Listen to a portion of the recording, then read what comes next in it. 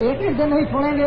एक आदमी सब चीजों को एक दिन नहीं छोड़ सकता है, तो थोड़े देर के लिए काम छोड़ करके चले आए तो ये मत समझो कि मेरी खेती में नुकसान हो जाएगा, मेरे घर में कोई नुकसान हो जाएगा, मेरा कोई नुकसान हो जाएगा।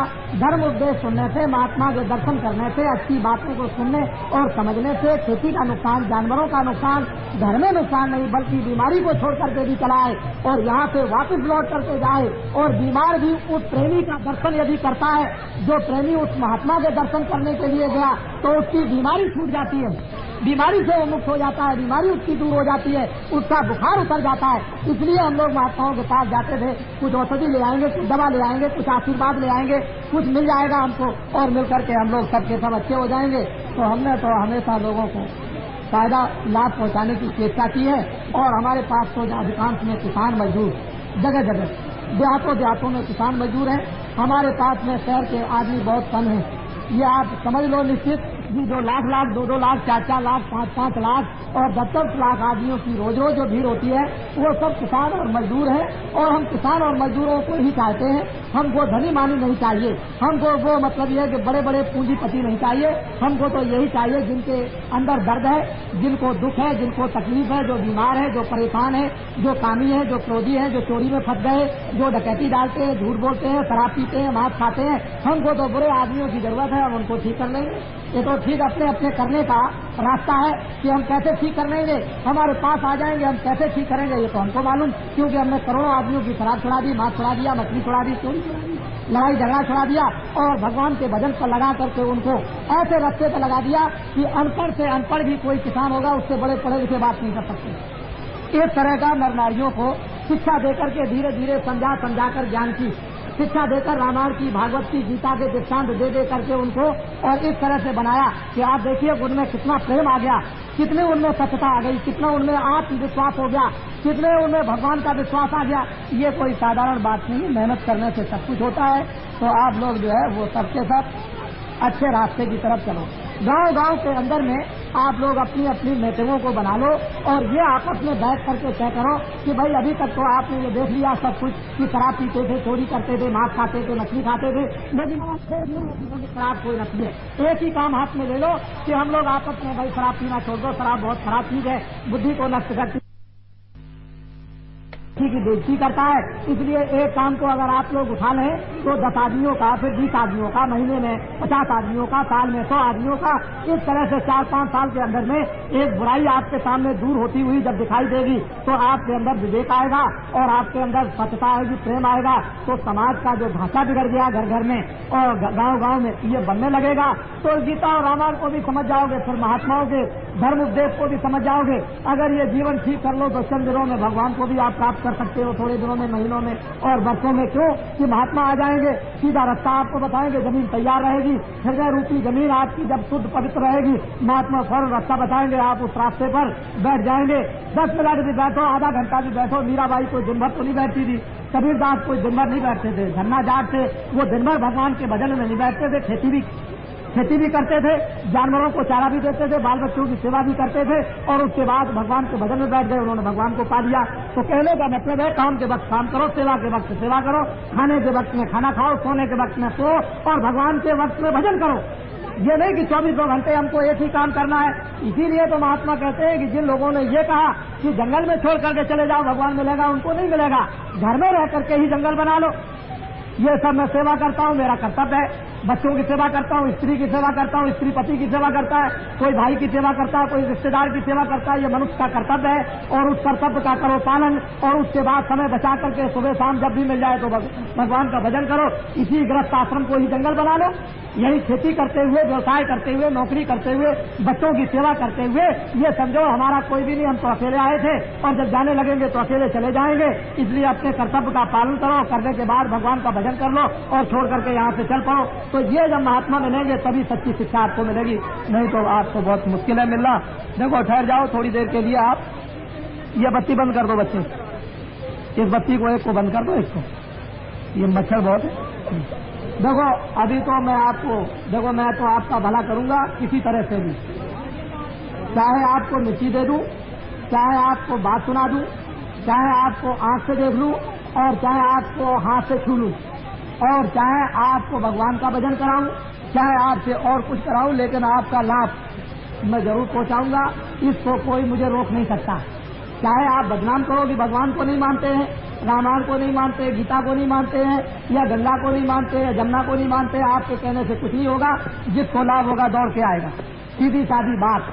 तो बाबा जी की बात तो ये सुनो कि मैं तो परमात्मा की प्राप्ति का ये सीधा सरल रास्ता बताता ही हूँ। जब तुमको कभी इच्छा हो भगवान के मिलने की, दिव्य नेत्र रामायण में लिखा हुआ है, दिव्य नेत्र गीता में लिखा हुआ है, शिव नेत्र रामायण और गीता और भागवत में लिखा हुआ है, और शिव नेत्र वेदों में लिखा हुआ है। जब शिव नेत्र लिखा हुआ है कि मनुष्यों के पास है, तो तुम्हारे सबके पास में शिव नेत्र, ज्ञान चक्षु, दिव्य नेत्र है। शिव जी ने जिस तरह से, पार्वती ने जिस तरह से, और सीता ने जिस तरह से, और राधिका ने जिस तरह से, और कृष्ण भगवान ने और तुलसीदास ने जिस तरह से प्राप्त कर लिया उस भगवान को, उसी तरह से शिव नेत्र खोलकर, क्योंकि तुम्हारे सबके पास में शिव नेत्र तीसरा नेत्र है। दो आंखें तो बाहर से सबके पास है, और अंदर में तुम्हारे जो गुप्त तीसरा ज्ञान चक्षु दिव्य नेत्र सबके पास, और वो ज्ञान चक्षु दिव्य नेत्र तुम्हारा गंदा हो गया है। बाहर की आंखें जब गंदी हो जाती हैं तो बाहर से दिखाई नहीं देता है, बाहर की आंख साफ हो जाएगी, बाहर से दिखाई देने लगेगा। इसी तरह से भगवान को देखने वाली आंख, स्वर्ग को देखने वाली आंख, वैकुंठ को देखने वाली आंख, देवी देवता को देखने वाली आंख, ब्रह्मा विष्णु को देखने वाली आंख, और उस देवताओं के लोक में जाने की आंख तुम्हारी गंदी हो गई, मैली हो गई है। उस आंख को तुम सुगम और साधारण रास्ते से साफ करवा लो, और मनुष्य रूपी मकान में जब दिव्य नेत्र ज्ञान चक्षु खुल जाएगा तो यहीं से बैठ करके तुमको दिखाई देने लगेगा स्वर्ग भी, और वैकुंठ भी, और सूर्यलोक भी, और चंद्रलोक भी। ऐसा सुगम रास्ता तुम्हारे मनुष्य रूपी मकान में सबके पास है। बाबा जी कोई भेदभाव नहीं रखते हैं, ये नहीं रखते हैं कि आप चले आए आप चले आए आपको नहीं, ऐसा नहीं। सबको शुभ अवसर मिलना चाहिए, क्योंकि ये मनुष्य हैं, इनको फिर अवसर नहीं मिलेगा। अब मनुष्य जीवन का अगर इनको अवसर मिल जाए कि मुझे भी अवसर मिल जाए, तो फिर क्या है, जब बरसात आती है, किसान जब खेती बो देगा समय से, तो खेती में अनाज हो जाएगा। बरसात निकल गई फिर बोएगा तो अनाज नहीं होगा। ये मनुष्य रूपी जीवन आपको मिला हुआ है, और महात्मा सबको ये अवसर दे दें कि इस तरह से तुम्हारे अंदर शिव नेत्र ज्ञान चक्षु है, और सब लोग उसको शुद्ध साफ कर सकते हैं, और सबको खोलने का जन्म जात का अधिकार है। तो तुमको सबको रास्ता मिलना चाहिए। अपने अपने घर में बैठ करके करो तो देख लो, तुम्हारी समझ में आ जाएगा। जब तुम्हारे अंदर बुझा हुआ दीपक जलेगा, आंख खुल जाएगी, तो अपने आप ज्ञान का प्रकाश आपके सामने आएगा, आनंद आएगा, शक्ति आएगी, प्रेम आएगा, भंडार खुलेगा, दुनिया के दुख और दर्द तुम्हारे दूर होंगे। तो ऐसा सुगम और सीधा रास्ता तो बाबा जी बताते हैं। और आपको जब कभी इच्छा हो तो जय गुरुदेव नाम का प्रचार करते हैं हिंदुस्तान में, आप चले आइएगा और ये कहिएगा कि मैं भगवान के रास्ते पर चलकर उस परमात्मा को अपने ज्ञान चक्षु दिव्य नेत्र के द्वारा देखना चाहता हूँ। तो बाबा जी आपको सुगम सीधा रास्ता बताएंगे। कुछ देने लेने की बात कुछ भी नहीं है। और अपने घर में बैठकर ये जरूर है कि जब कभी पास में सत्संग हो तो सत्संग को सुनने के लिए चौमू आ जाए, या उस गांव से आपके इस गांव में आ जाए, या यहाँ से सामौद चले जाएं। पास में कभी सत्संग हो तो वहाँ पर जाना चाहिए, क्योंकि रामायण भी यही कहती है कि हे केवट तुम जाओ, ये तो भजन करने का रास्ता है, मैं तुमको रास्ता बताता हूँ, और घर में जाके भजन करना, लेकिन हमारा दर्शन करने के लिए और दर्शन देने के लिए अयोध्या में जरूर आना। इसी तरह से नर नारियों, जब तुमको परमात्मा के पास में जाना है तो थोड़ा सा सत्संग उस रास्ते का सुनना जरूरी है, जिससे कोई सांसारिक बाधा आ जाए या रास्ते में कोई अड़चने आ जाए तो वो हमारे ध्यान और भजन की अड़चने दूर हो जाएं।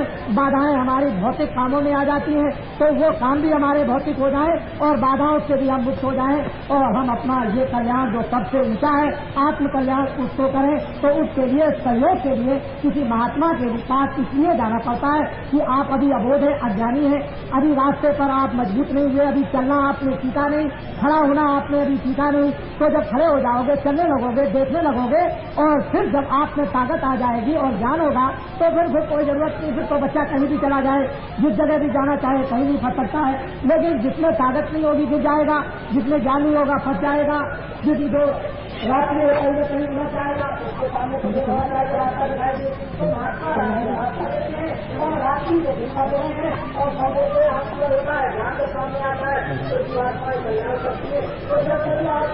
थोड़ा रहेगा।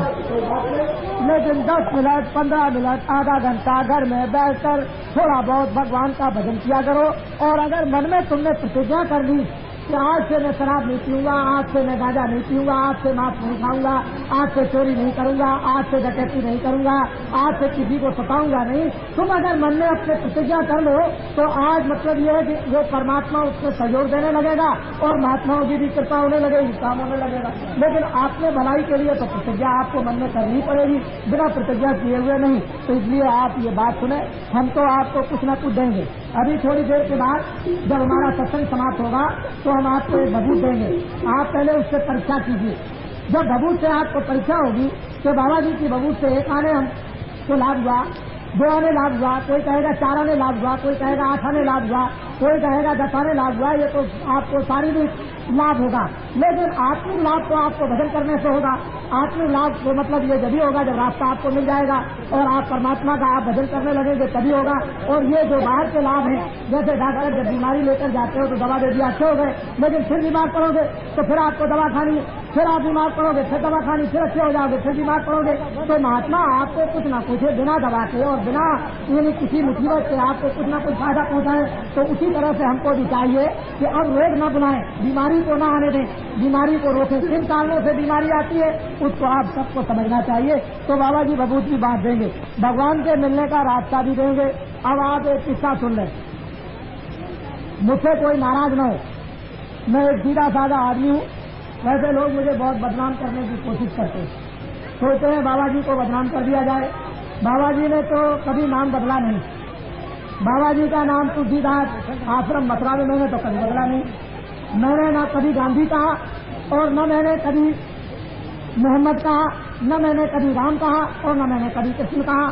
मैं न भगवान बनता हूँ और न मैं महात्मा बनता हूँ, मैं तो आपका सेवक हूँ और बराबर सब जगह यही कहता रहता हूँ कि धोबी का काम करता हूँ और धोबी की सेवा सबसे छोटी होती है और वो गंदे कपड़े को साफ किया करता है और गंदा कपड़ा साफ करके दे देगा, तुमको प्रसन्नता होगी। तो बाबा जी भी इसी तरह से मन बुद्धि चित्त को धो करके जीवात्मा को धोते हैं, साफ करके देते हैं, फिर आप प्रसन्न होते हो, फायदा आपका होता है, आनंद आपको मिलता है, शांति आपको मिलती है, ज्ञान आपको मिलता है, शक्ति आपको मिलती है। बाबा जी तो इस मुसीबत में फंसे रहते हैं और आपकी सेवा करते रहते हैं। बाबा जी को न भगवान बनने की जरूरत और न महात्मा बनने की जरूरत, सेवादार जरूर है। बाबा जी कोई दूसरा नाम नहीं, आपको हमेशा बताते हैं। लेकिन अगर आप कहते हो कि भाई आप राम हो, आप हनुमान हो, आप कृष्ण हो, आप ये हो, आप वो हो, तो बाबा जी किसका मुंह पकड़ेंगे? ये तो आपको समझना चाहिए। बाबा जी तो घर में किसी का मुंह नहीं पकड़ेंगे। कौन किसको राम कहता है, कौन किसको हनुमान कहता है, कौन बालाजी कहता है और कौन क्या कहता है और कौन क्या कहता है, कौन चोर कहता है, कौन डकैत कहता है। बाबा जी किसका मुंह पकड़े? तो इसलिए बाबा जी का नाम लियो, बाबा जी का आश्रम मथुरा में, और बाबा जी भगवान के मिलने का सुगम रास्ता बतलाते हैं और ये गीता रामायण वेद पुराण साफ सनातन धर्म का प्रचार करते हैं। बाबा जी शराब और मांस मछली अंडा और ये चोरी चमारी छुड़ाते हैं। ऐसा काम सारे देश के अंदर घूम घूम करके कर रहे हैं। और देखो जब ये काम लोगों के सामने आ गया तो चारों तरफ जंजन में चर्चा हो गई। बाबा जी को तो हिंदुस्तान में कौन जय गुरुदेव नाम से नहीं जानता। आप कहीं भी जाए, काशी में जाओ, द्वारका में जाओ, बंबई में जाओ, आप इधर चले जाओ, कश्मीर की तरफ चले जाओ, आप पूरब में कलकत्ते में जाओ, चारों तरफ जय गुरुदेव नाम से बाबा जी को जानते हैं। बाबा जी को जब जय गुरुदेव नाम से जानते हैं तो बाबा जी को और क्या करना। आप जिधर जाएंगे गांव गांव में, आपके यहाँ देखिए चाहे सारे राजस्थान में किसी तरफ भी चले जाइए, बच्चे बच्चे जानते हैं, जय गुरुदेव नाम से सब लोग जानते हैं। जब पहुंच जाएंगे तो मैं उनको देखूंगा, दर्शन करूंगा और बाबा जी का वो दर्शन करेंगे। मैं उनको कुछ लाभ पहुंचाऊंगा, उनके पास कुछ रखा होगा मुझे दे देंगे, मेरे पास कुछ होगा मैं उनको दे दूंगा। उनके पास क्या बुराई होगी, गंदगी होगी, मैं उनकी गंदगी को साफ करूंगा। मेरे पास अच्छाई होगी तो मैं उनको अच्छाई दूंगा। एक सीधी सादी बात। इसलिए बदनाम करने की बहुत चेष्टा करते हैं, लेकिन बाबा जी बदनाम नहीं हो सकते हैं। बाबा जी को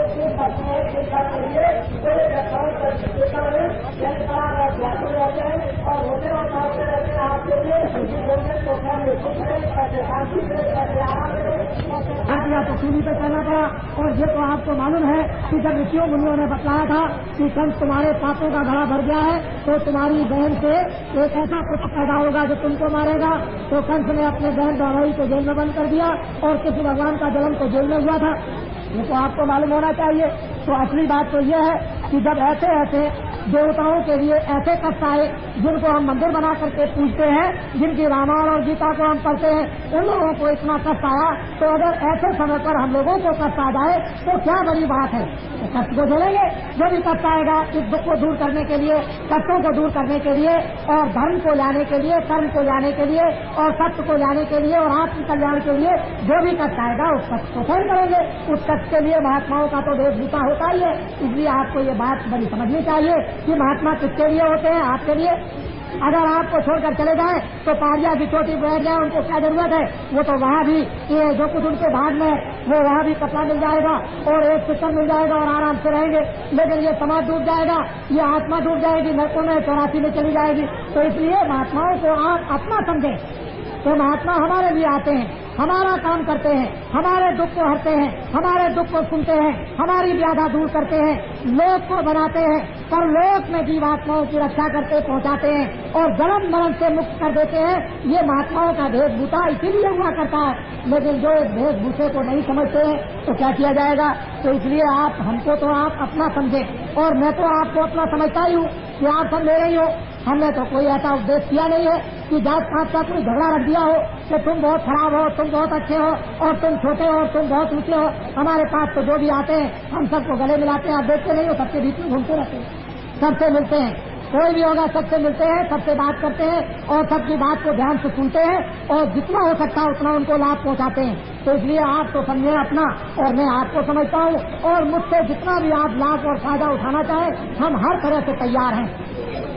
लेकिन ये जरूर पूछूंगा और कभी समय आएगा पूछने का तो ये जरूर पूछूंगा कि आपको हमसे क्या चाहिए, हमसे आप क्या चाहते हैं, कौन सी चीज ऐसी चाहते हैं, कौन मदद लेना चाहते हैं, किस तरह की सेवा आप हमसे चाहते हैं, किस तरह का काम हमसे चाहते हैं। हम जो भी काम चाहेंगे सब करने के लिए तैयार हैं।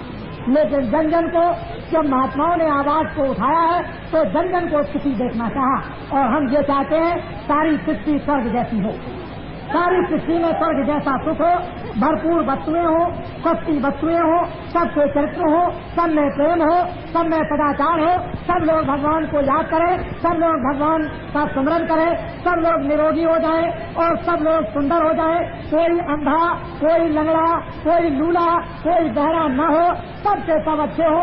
इस तरह की कामना आपके लिए उस भगवान से करते रहते हैं और ऐसा ही वातावरण बन रहा है कि एक समय आएगा तो लाचार होकर, मजबूर होकर, दिवस होकर, मार खाकर और चिल्लाकर और रोकर और तड़प कर और जलकर आप धर्म की तरफ दौड़ पड़ोगे और कहोगे अब तो हम धर्म के रास्ते पर चलना चाहते हैं, हमने तो दुनिया सब कुछ देख लिया है, अब सीधा रास्ता हमको चाहिए। तो उस समय पर भी हम आपको गले लगाएंगे और उस समय भी आपको प्रेम करेंगे, आपकी मदद करेंगे, आपकी सेवा करेंगे और ये चाहेंगे कि सबका जनजीवन बिल्कुल सुखमय हो जाए।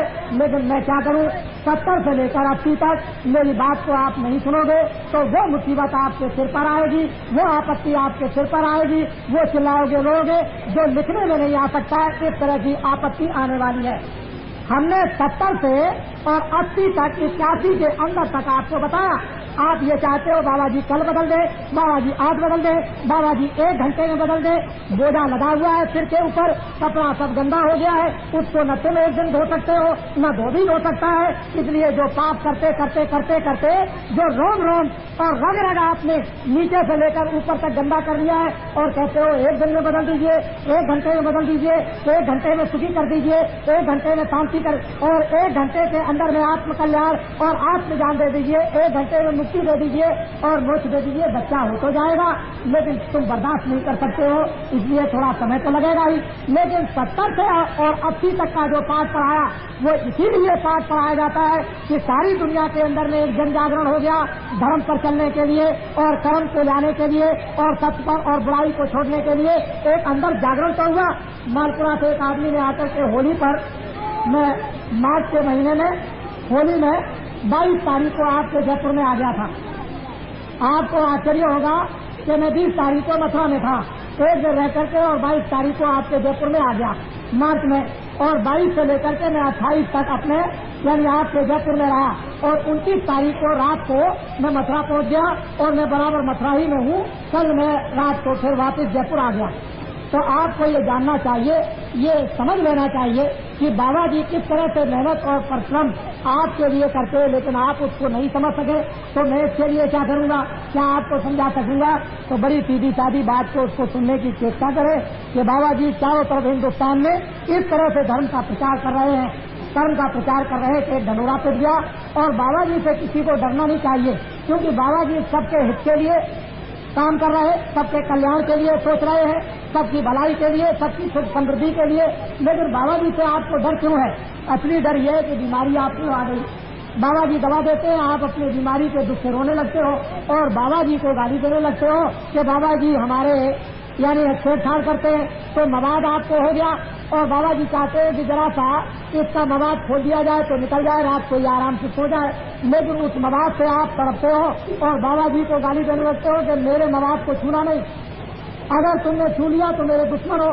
महात्मा जानते हैं कि इसका मवाद निकल जाएगा और ये रात को आराम से सोएगा, कोई तकलीफ नहीं होगी। तो ये दुनिया में जन जन में मवाद आ गया और महात्मा हमेशा इसको निकालना चाहते हैं। जैसे ही मवाद निकला और सबको नींद आ जाएगी और दूसरे दिन मलाद पट्टी बांधी जाएगी और 2-4 दिन में फिर ठीक हो जाएंगे, आराम से सोएंगे और रहने लगेंगे मिलजुल कर प्रेम के साथ में।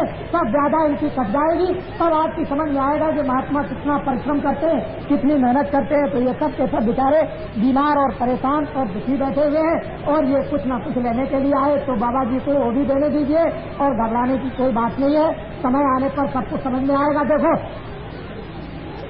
देखो महंगाई, फिर कान खोल कर सुनो, अभी महंगाई और आएगी, कपड़े महंगे होंगे। हम कुछ नहीं जानते कि अभी कपड़े का भाव क्या है, इतना जरूर जान सकते हैं कि पिछले महीने में कपड़े का भाव 2 गुना ज्यादा हो गया। वो मोटा कपड़ा आप खरीदते होंगे, मैं भी सुनता हूँ 2 गुना हो गया ज्यादा कपड़ा। जितना कपड़ा आज की तारीख तक महंगा हो गया, अभी और महंगा होगा। पहले समझ लें आप, आज कोई भी चीज सस्ती हो गई हो फसल पर, चाहे चने सस्ते हो गए, चाहे गेहूं सस्ते हो गए, चाहे मटर सस्ता हो गई, चाहे तेल सस्ता हो गया, जो कुछ भी फसल पर सस्ता हो गया वो तो किसानों का लेने के लिए सस्ता हो गया। जब किसान दे देगा, उसके घर से जब निकल जाएगा तो उसके बाद में फिर महंगा दूना हो जाएगा। समझ लो आप, किसान मेहनत करते हैं, किसान सुबह शाम जलते हैं, किसान सुबह शाम गलते हैं। ये सारी मेहनत देश के अंदर किसान करते हैं। 90% सारे देश के अंदर में किसान मजदूर और मेहनत करने वाले हैं और इन्हीं से सब कुछ वसूल किया जाता है। यही सुबह शाम में बाल बच्चों के खेती में बाल बच्चों के पहाड़ में बाल बच्चों के हर जगह ये लगे रहते हैं, खून पसीना बहाते रहते हैं और इनके दुख और दर्द को कोई नहीं सुनता, कोई सुनने वाला नहीं। राजा के राज में उस समय पर अगर कोई सताता था और किसान चला गया, सरकार हमको तो आपका अधिकारी और सिपाही सता रहा, फौरन बुलाया और उसके साथ क्या करते थे वो तो आपको मालूम। लेकिन इस समय पर लोग सताए जा रहे, कोई सुनने वाला नहीं, कोई पूछने वाला नहीं, कोई न्याय करने वाला नहीं और कोई रक्षा करने वाला नहीं। न जान की कोई रक्षा करने वाला, न माल की कोई रक्षा करने वाला, न बच्चों की रक्षा करने वाला, न स्त्रियों की रक्षा करने वाला, न जानवरों की कोई रक्षा करने वाला, न धर्म से कोई लाने वाला, न धर्म की कोई रक्षा करने वाला, किसी तरह की कोई भी इस समय पर नहीं। ये व्यवस्था अस्त और व्यस्त हो गई है और तुम किसान यदि चाहते हो कि दिल्ली से मेरी कोई व्यवस्था बना देगा या जयपुर से कोई मेरी व्यवस्था ठीक कर देगा, तो ये कुछ नहीं। आपको जन जन को जगना होगा और महात्माओं की बात को सुनना होगा और जन जन के अंदर में जब ये प्रेरणा आएगी तब जाकर के कुछ काम बन जाएगा, नहीं तो बहुत मुश्किल होगा। सारा किसान इस समय पर रोता और तड़पता है, लेकिन कोई नहीं, मैं भी देहात में घूमता रहता हूँ और मैं भी अभी किसान का ही बच्चा हूँ।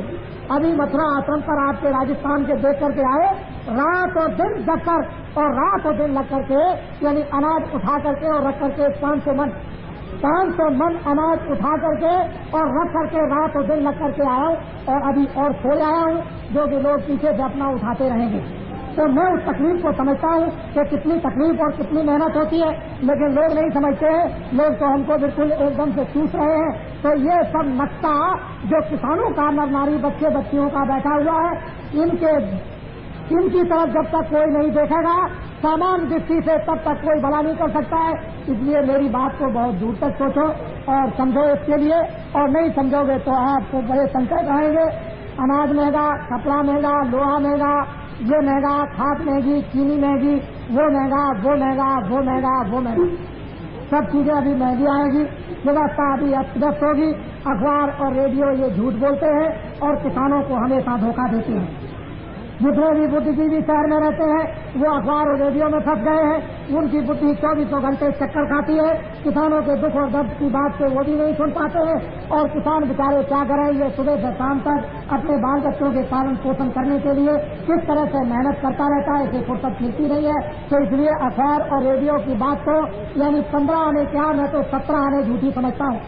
और जब तक अखबार और रेडियो की बात को आप झूठी नहीं समझोगे, जब तक आपके सामने गरीबी दूर करने का नक्शा सामने नहीं आएगा, सस्ती का नक्शा जब तक सामने नहीं आएगा, जब बाजार में जाओगे सस्ती जब तक चीजें आपको नहीं मिलेगी, जब तक आपके ये कष्ट दूर नहीं होंगे, तब तक ये साफ करने की क्या जरूरत है आपको आपके सामने। और ये सब कुछ आपसे वसूल किया जाएगा, सब कुछ ये देता लेता रहता है। लेकिन ये बेचारा क्या करे, इतना भोला होता है, इतनी मेहनत करता है, इतनी मशक्कत करता है, लेकिन दुनिया के सब लोग इसी को ठगा करते हैं। चाहे वहाँ बाजार में ठग लें, चाहे यहाँ ठग लें, हर तरह से ये रोता चिल्लाता रहता है, इसके कर्म में यही है और हम आपके कर्म बनाना चाहते हैं, आप अपने कर्मों को बिगाड़ना चाहते हो। तो अभी पिछले किए हुए कर्म का हाल तो यह है, और बिगड़ जाएगा मनुष्य शरीर का घर तो और बुरी हालत हो जाएगी और तुम्हारी जीवात्मा का हनन और पतन हो जाएगा। तो वहाँ रोते और चिल्लाते रहोगे, कौन सुनेगा। तो बाबा जी तो इसी दुख में आपके कर्म बनाना भी चाहते हैं और जीवात्मा की रक्षा भी करना चाहते हैं और जीवन भी सुखी चाहते हैं, हर तरह से लौकिक और पारलौकिक। तो इसलिए बाबा जी की बात को सुनो। और हमसे आपको कोई स्वार्थ तो है नहीं, हम तो आपसे कुछ चाहते नहीं है, न हमको कोई मंत्री बनना है और न हमको कोई राष्ट्रपति बनना है। हमको तो ये धोबी की सेवा करना है और भगवान का रास्ता बताकर मनुष्य रूपी मकान में मरने से पहले इस जीवात्मा को भगवान की तरफ ले चलना और जन्म मरण से बचाना, यही काम करना। असली काम तो बाबा जी का यह है। तो मेरी बातों को बड़े ध्यान से सुनो और नहीं सुनोगे तो बाद में मानना पड़ेगा आपको, क्योंकि 70 से 80 तक जो कुछ भी बाबा जी कहेंगे वो सब कुछ होने वाला है, न होने वाली कोई बात नहीं होगी।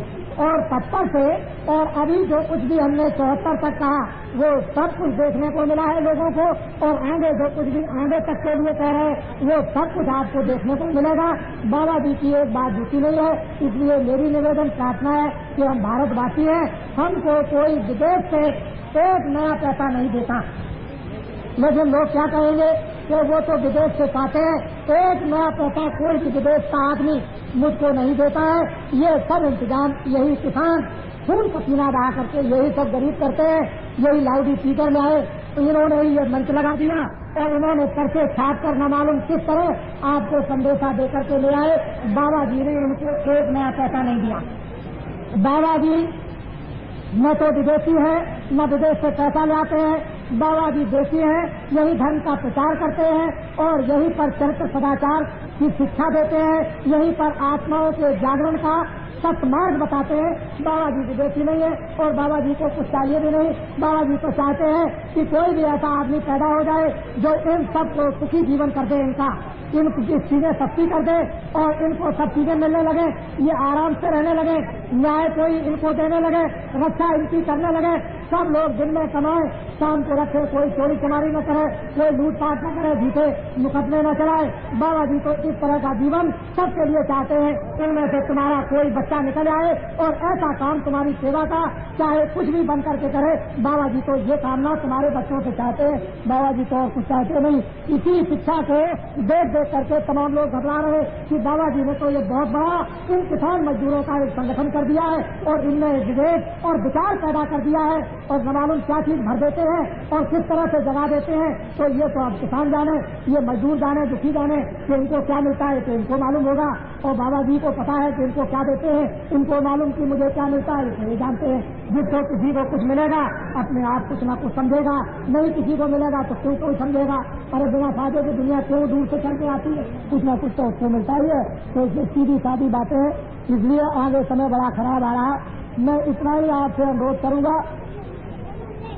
देखो सभी संस्थाओं के लोग यहाँ पर बैठे होंगे, मैं तो एक धार्मिक आदमी हूँ, लेकिन आपको एक सलाह देता हूँ कि परिवर्तन होना चाहिए। सभी संस्थाओं के लोग सबके सब जितनी भारत में संस्थाएं हैं, धार्मिक संस्थाओं के लोग एक हो जाओ, क्योंकि उसकी अब जरूरत है। इनका अन्न, इनका पानी आप लोग मंदिर बनाकर, आश्रम बनाकर इन किसानों का आप पानी और अनाज खाते हो, तो अब जंगल में रहने की जरूरत महात्मा और धर्म लोगों की नहीं। अब आओ इनके बीच में, इनकी आपत्ति आई हुई, इनके ऊपर अन्याय हो रहा, इनके ऊपर दुख का पहाड़ टूट गया, ये आकर इनके बीच में आकर के सुनो समझो और इनको एक रास्ता दिखाओ। ये धर्म लोग महात्मा आचार्यों की बात राजनीतिक लोगों के लिए यह है कि सब राजनीतिक लोग सोचें और विचार करें और विरोधी जितने भी हैं ये तो सब के सब एक हो जाए, शासन करने वालों को एक तरफ कर दे और विरोधी हो जाए एक तरफ। बड़े ध्यान से, जब रोटी देने की, कपड़ा देने की, काम देने की, न्याय करने की, रक्षा करने की, सस्ती लाने की और टैक्स कम करने की जब बात सब करते हो तो विरोधी जितने भी है ये सब के सब एक हो जाए। बाबा जी इस तरह का जन और जागरण करेंगे और आपको एक रास्ता बताएंगे, एक रास्ता आपको सुझाएंगे कि विरोधी एक हो जाए, शासन करने वाले एक हो जाए। और हम किसानों और मजदूरों से अनुरोध करेंगे कि 27 वर्षों में इतना कष्ट किसान और मजदूरों पर आया है तो अब की बार परिवर्तन करो और दूसरों को एक मौका, एक समय दो सेवा करने का जो चरित्रमान और सदाचारी है। और वो कौन? तो 50% तो तुम्हारे 20 और 30 वर्ष के जो बच्चे हो उनको आप आने दीजिए। 30% जो 35 साल के ऊपर के बुढ़े हो उनको आप ले आइए और 20% धर्माचार्य जो काशी में हो या गया में, हरिद्वार में या आपके गांव में कोई महात्मा अच्छे हो उनको आने दीजिए। अगर ऐसे वीरों को और ऐसे अच्छे लोग और धर्माचार्यों को आप लोग मौका देंगे तो एक परिवर्तन आपके सामने सुख का, आराम का, चैन का और शांति का और न्याय का और रक्षा का आएगा और शक्ति का। तो जमाना बदलेगा और जमाना बदलने के लिए हम सब लोग ये सोच रहे कि रात से भगवान जमीन से